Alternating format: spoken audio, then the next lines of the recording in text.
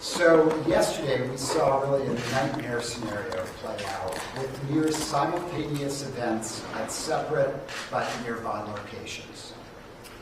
This created a level of chaos that made the situation extremely challenging. So first, some updates. The 3 children associated with the address on East Irene Vista, who we were searching for yesterday, have been found alive and are in the care of a family member. So we thank the community very much for responding to the call for help that we put out yesterday. Now, per Banner University Medical Center here in Tucson, the condition of the 20-year-old male AMR first responder EMT who was shot in the head is life-threatening. His 22-year-old female EMT partner who was shot in the chest and arm is serious but stable. The TFD captain who was shot in the arm was treated and released yesterday, and he's recovering at home. Now, one of the neighbors at the scene, who was grazed in the head by a round fired by the suspect, he did not require medical treatment at the hospital.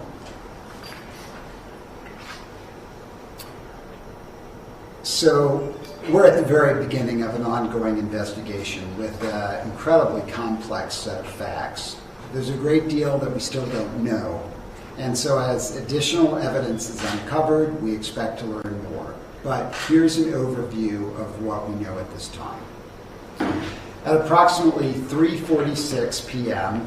yesterday, Sunday, a call came in that a house was on fire on East Irene Vista in the city of Tucson.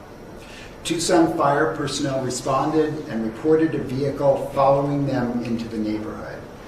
At approximately 3:53 p.m., firefighters radioed shots fired.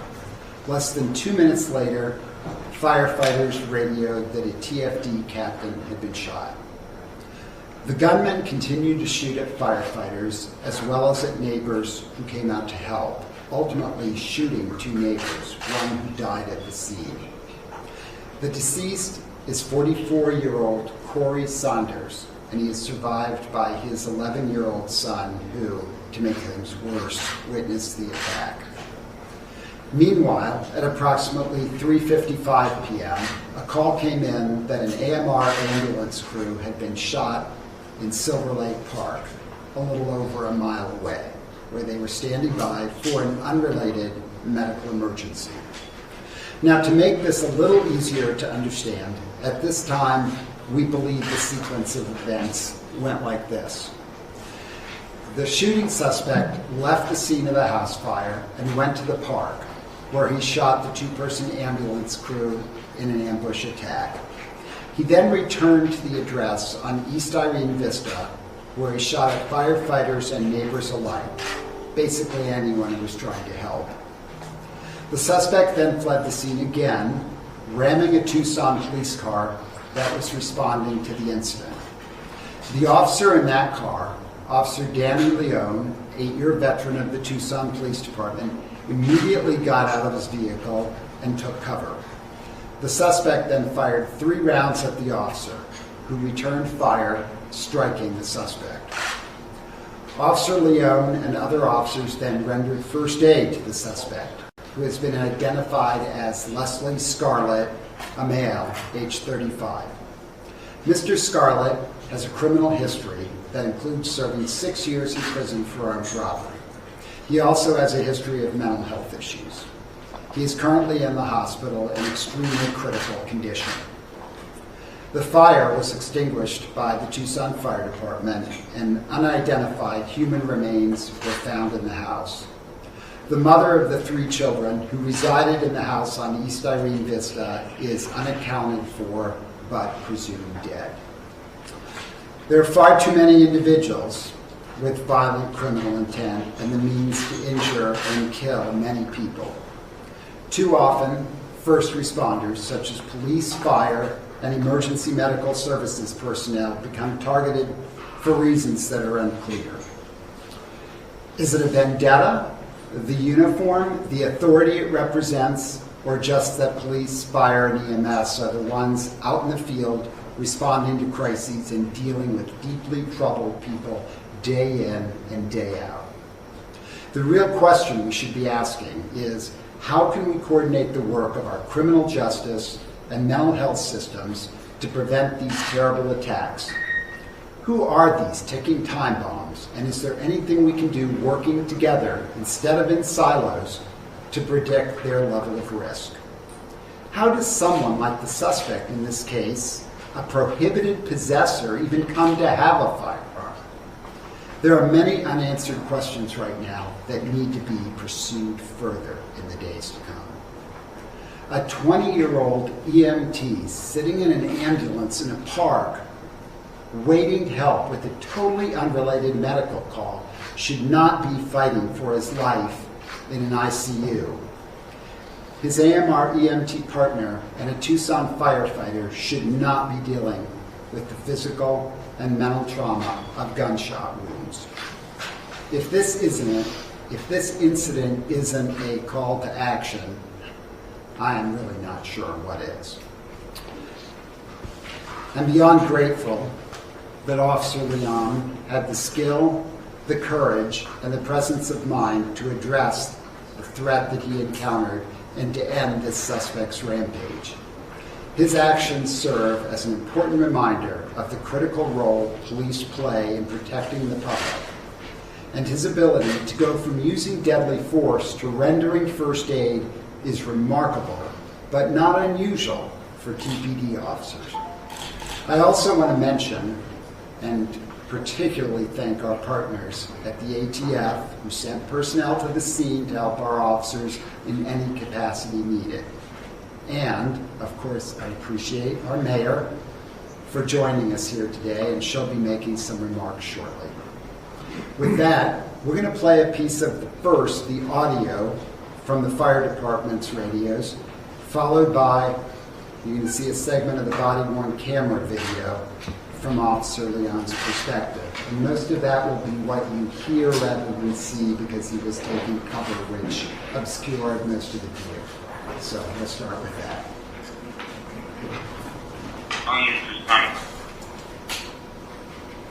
Multiple callers reporting house on fire, flames coming out the window, neighbors trying to see if anybody's inside yelling.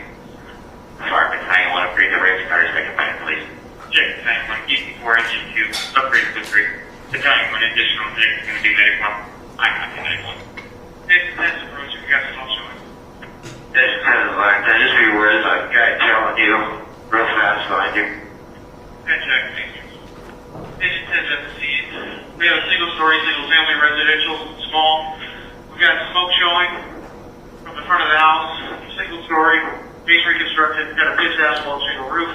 It's time to have a component pre-connect for primary search and fire attack. This will be a working thing. Shots fired. Code 99. We got shots being fired. No units come to the scene. We need TPD stat.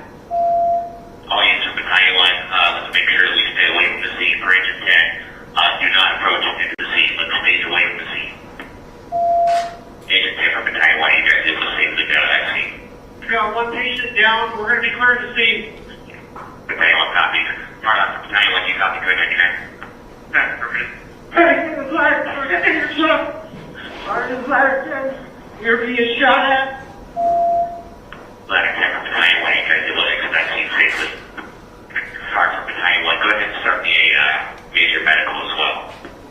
Check Battalion 1. Fire Battalion 1, just with the additional medic cover, please. Check. Battalion 1, Engine 2, we're going to block the street here to minimize traffic. Ladder 1, then route. I copy Engine 2. Station 1 units are in the area staged at Tucson Marketplace and Keno Parkway. Do well, Ladder 10. Battalion 1, Engine 10. Engine 10, Battalion 1. Battalion 1, Engine 10 has been shot. Cruisers split up. I copy that, Engine 10. Where are you located at? Still into a house. Stand by. There's still shots going on right now. Battalion 1 copy. Fire alarm from Battalion 1. We have TPD and route code 3. That's permitted, so they have multiple units now. Goro, my medic truck en route. Subject to the 2030s blackmail, still has a firearm to shooting. Command, this is Ladder 10. I have my engineer and one firefighter from Engine 10 to the back of Medic 10. We fled the scene. I'm missing both of my firefighters. I copy that. Which firefighters are we missing? precinct.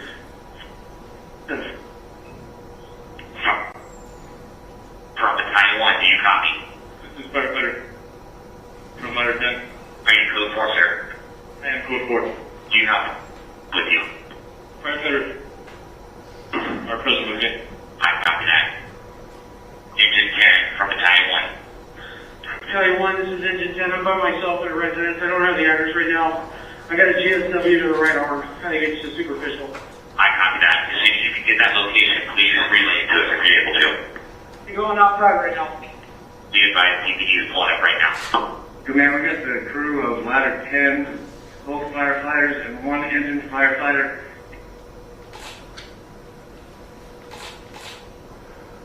So all you did with battalion 1 is going to sync command. I will be with command. Command, sir. Sorry, command, go ahead. What channel would you like to make medical on? We're just going to keep everything right here on 87th right now. Check.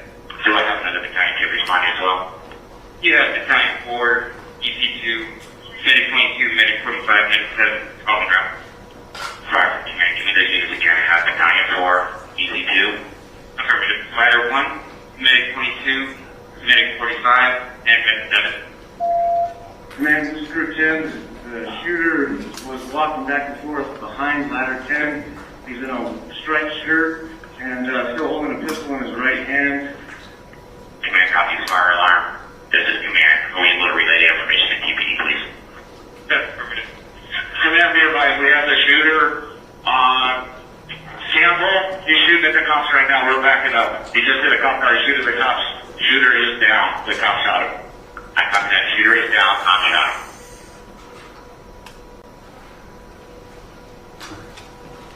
And now we'll show the body worn camera video from the officer involved, Officer Leon.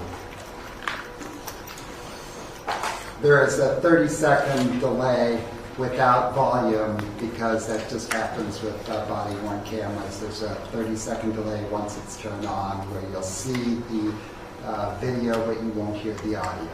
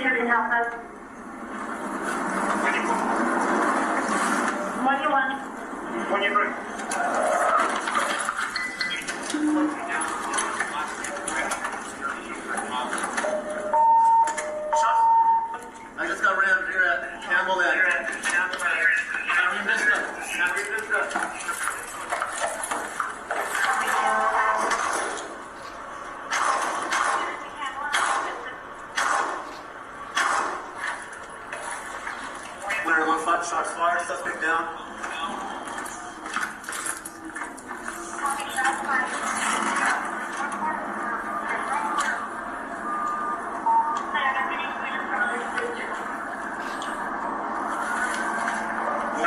That was me who fired shots at suspect is down. Gonna be here at Campbell and Irene Vista. 1U3. 1U3, are you looking for?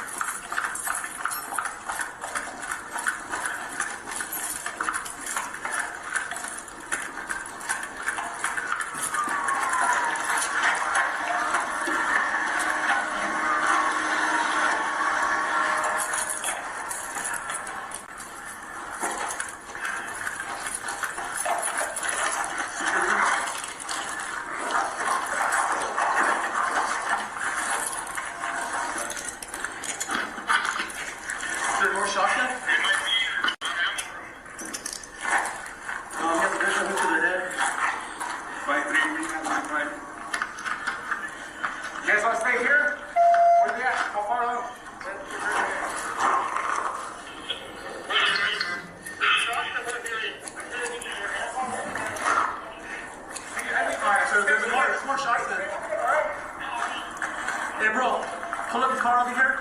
Let's get a containment around us, okay?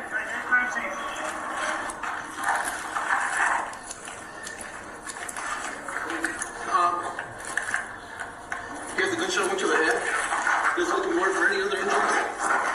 Look, get my car, put it right here, bro. I have a barrier between us.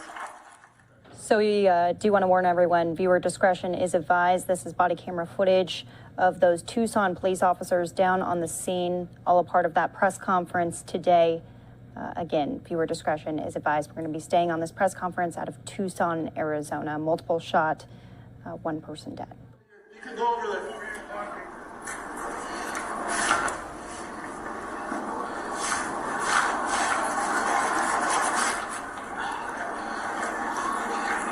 Go give me a nice light, bro. They're over there. I think Sarge is hearing more gunshots. I don't know what else is going on in the house. He's over there by the house. By the...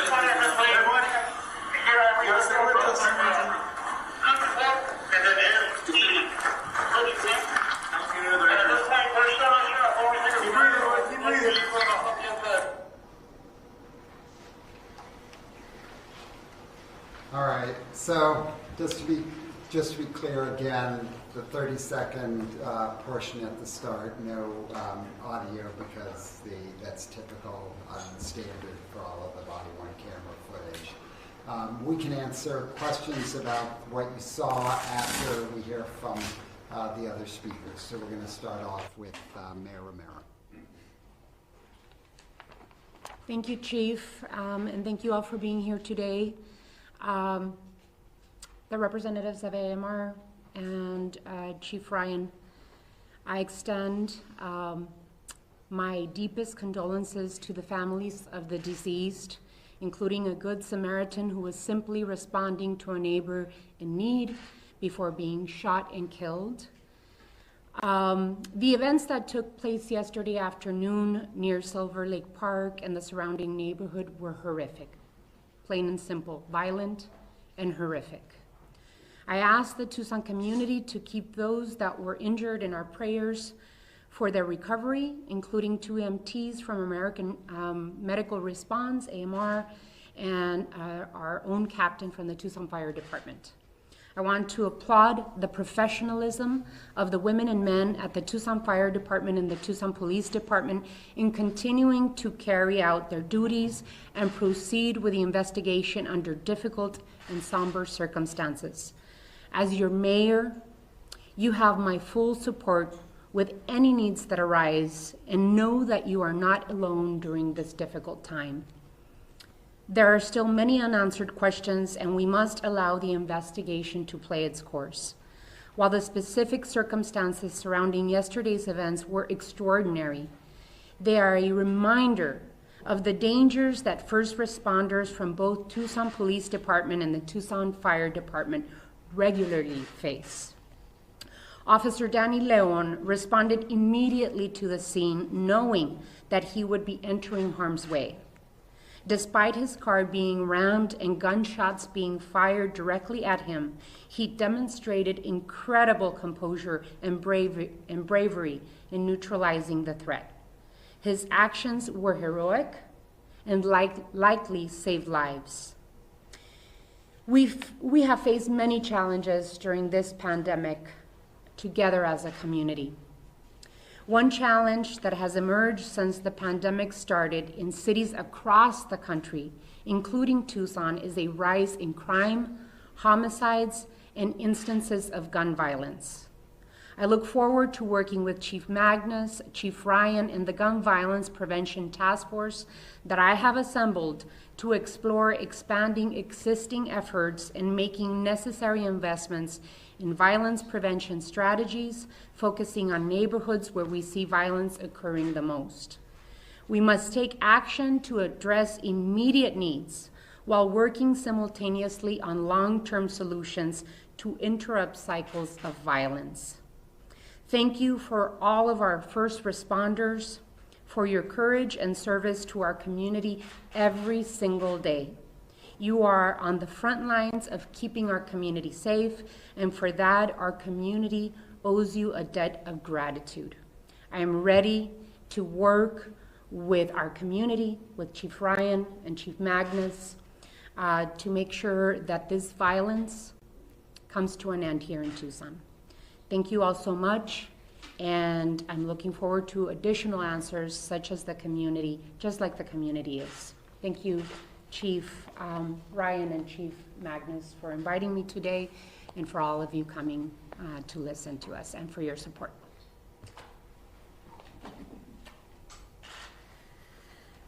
Okay, thank you, Mayor, for your thoughtful remarks. Now we'll hear from our Fire Chief, Chief Ryan. Thanks, Chief. What you just heard, that radio traffic could not, and I say this hesitatingly, is difficult at best. It's about the 8th time I've heard it since hearing it live yesterday. I could not be more proud of our men and women. This is so far out of the realm of what is normal.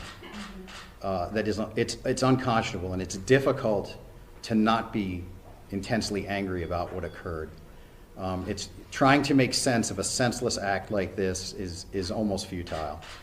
But what I can tell you is that our captain, our crews did exactly what they're trained to do.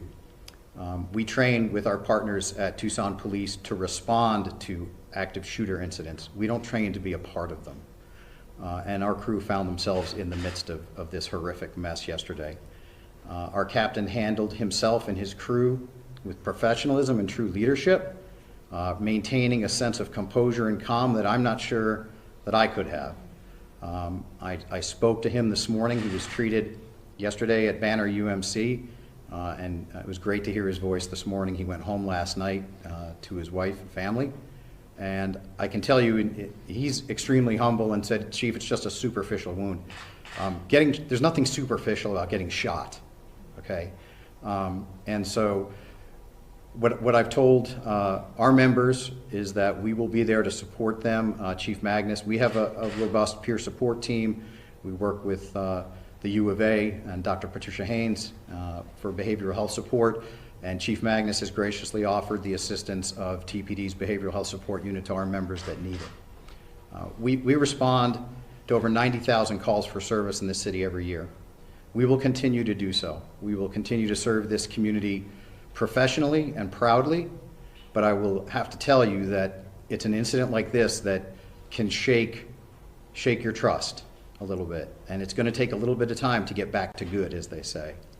I've had the good fortune to have been contacted by fire chiefs from across the country, from major metropolitan cities, some colleagues in Canada as well, some of whom have gone through this with much more tragic outcomes. Having that support network is good as a chief officer, because I think as Chief Magnus would join me in saying, there's no more empty and helpless feeling than when you're listening to your crews in peril on the radio and you can't do anything about it. I also want to make sure we thank our Public Safety Communications Department. All too often our dispatchers and call takers who handle these events get forgotten in the mix, and I want to make sure they're recognized because they also demonstrated extreme composure under duress. And I do want to thank the members of the community along that street who took our members in. I think you heard in the radio traffic that several members took refuge in some homes. It's only by the good grace of those neighbors that sheltered our coworkers that they were safe. Thank you.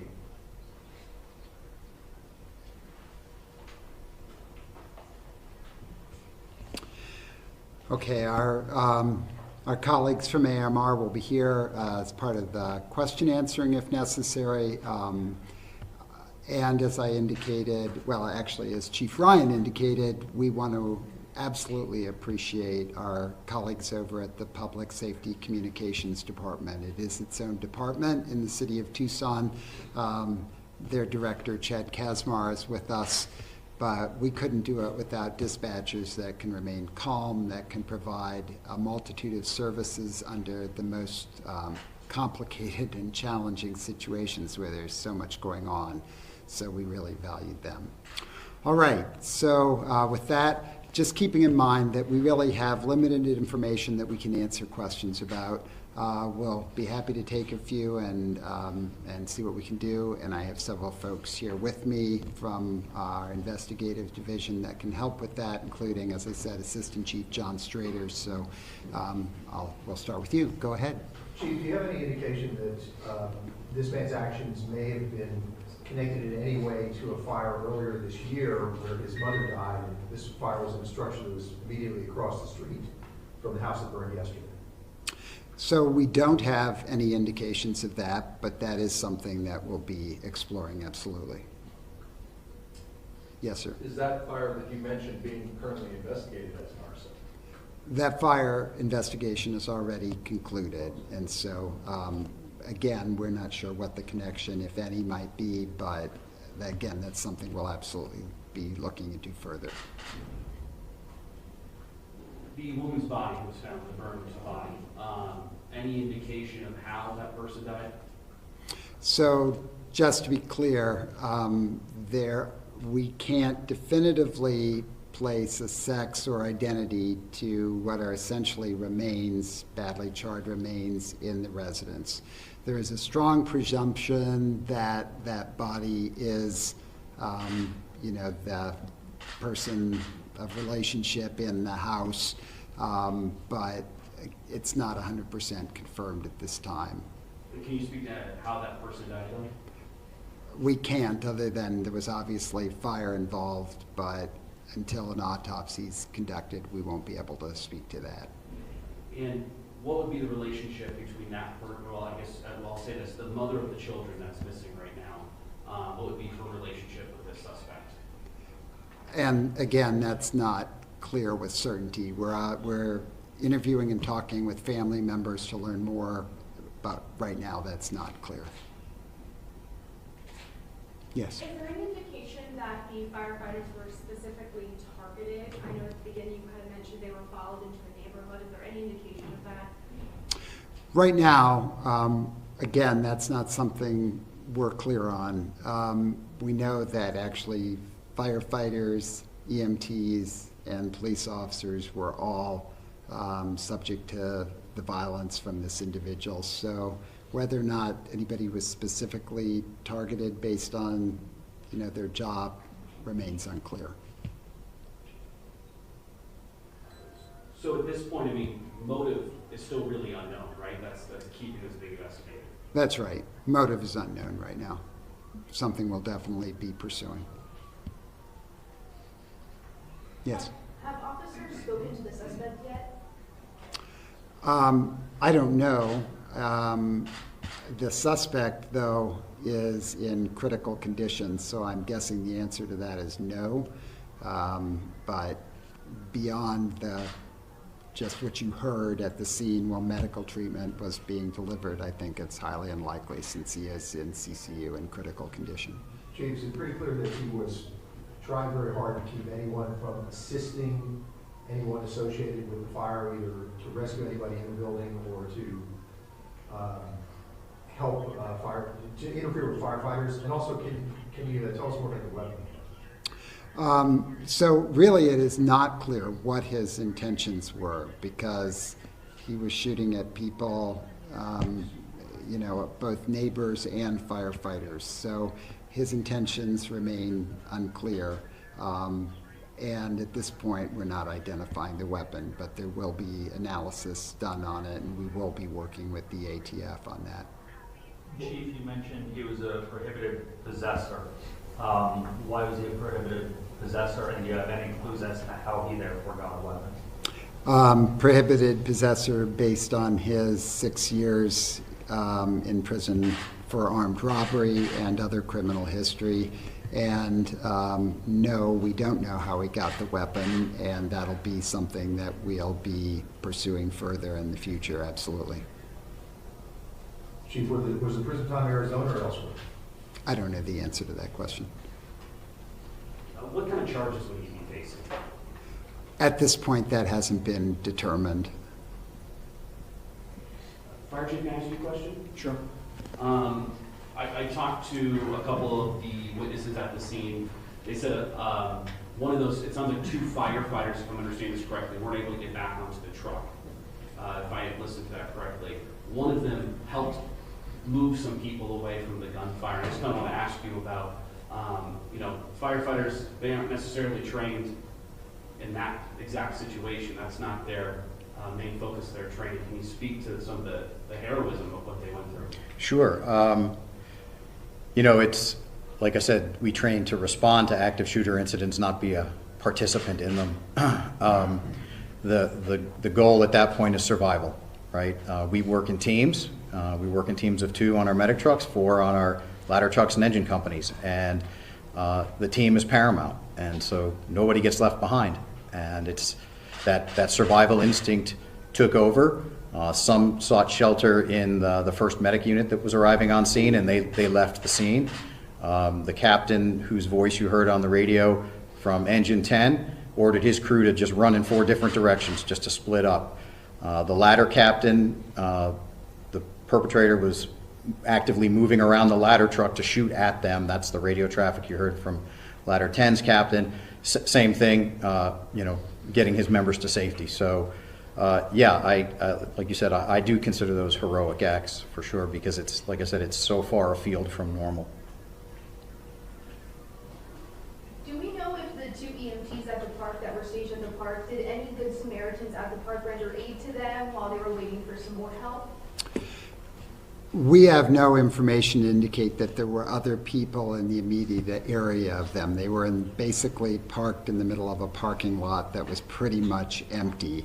So that's something obviously we'll be looking into, but to the best of our knowledge at this point, there was nobody else around their vehicle. Because Yes. the EMTs were there for a separate call, do we know if the suspect finding them was happenstance, or if there was some relation to their separate call to why the suspect ended up at their unit? We don't know that. Any indication of how the house fire started, or if it will be investigated as arson? Well, it will be investigated, and I think for arson, among other things, but we don't know how it started.